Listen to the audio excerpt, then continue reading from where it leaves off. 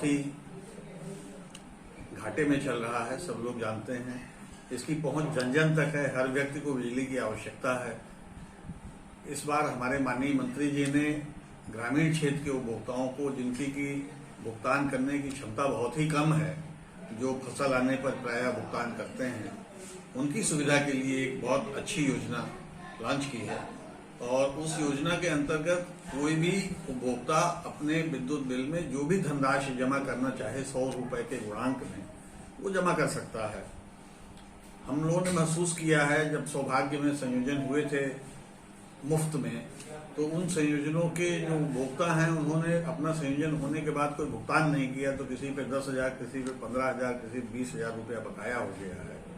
तो उनकी सुविधा के लिए खास तौर से ये स्कीम लॉन्च की गई, जिससे वो सुविधाजनक रूप से अपने हिसाब से भुगतान कर सकें और नियमित भुगतान कर सकें। ऐसी योजना पूर्व में कभी भी नहीं आई है। इतनी उदार भुगतान की व्यवस्था कोई और हो नहीं सकती है।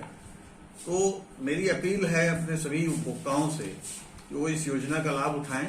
उनकी जो भी क्षमता हो, 100 रुपए, 1,000 रुपए, 2,000 रुपए, 3,000 रुपए, वो अपने बिल के अनुसार अपने बिल में जमा करें। इससे क्या है कि उनके ऊपर ब्याज की कोई लायबिलिटी नहीं आएगी, तो ओटीएस जैसी स्कीम की आवश्यकता ही नहीं रहेगी।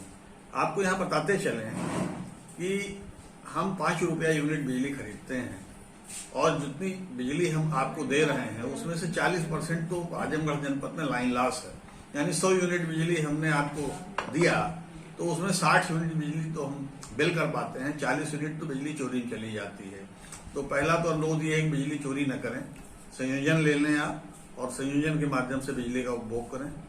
अब बची जो 60 यूनिट बिजली हमने जिसकी की बिलिंग कर दी, उसमें भी अगर हमने 100 रुपया का बिल बनाया तो 85 रुपए का भुगतान ले पाते हैं, बाकी 50 रुपए भुगतान नहीं होता, बकाया में चला जाता है।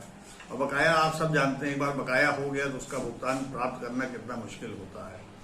तो मतलब ये हुआ कि 60 यूनिट जो हमने बिल भी किया, उसमें 30 यूनिट का तो बकाया में चला गया। तो इस तरीके से हमको जो है इफेक्टिवली केवल 30 यूनिट का ही पैसा मिलता है। 70% हमारे ट्रांसमिशन और कमर्शियल के लॉसेज हैं। तो एटीएनसी लॉस इस तरीके से 70% हो गया। अब आप उपभोक्ता के तौर पे ये सोचिए कि कोई अगर बनिया अपना 100 रुपए का सामान ले आता है और बेचता है बाजार में, और 30 रुपया उसको मिलेगा, तो वो घाटा कितने दिन से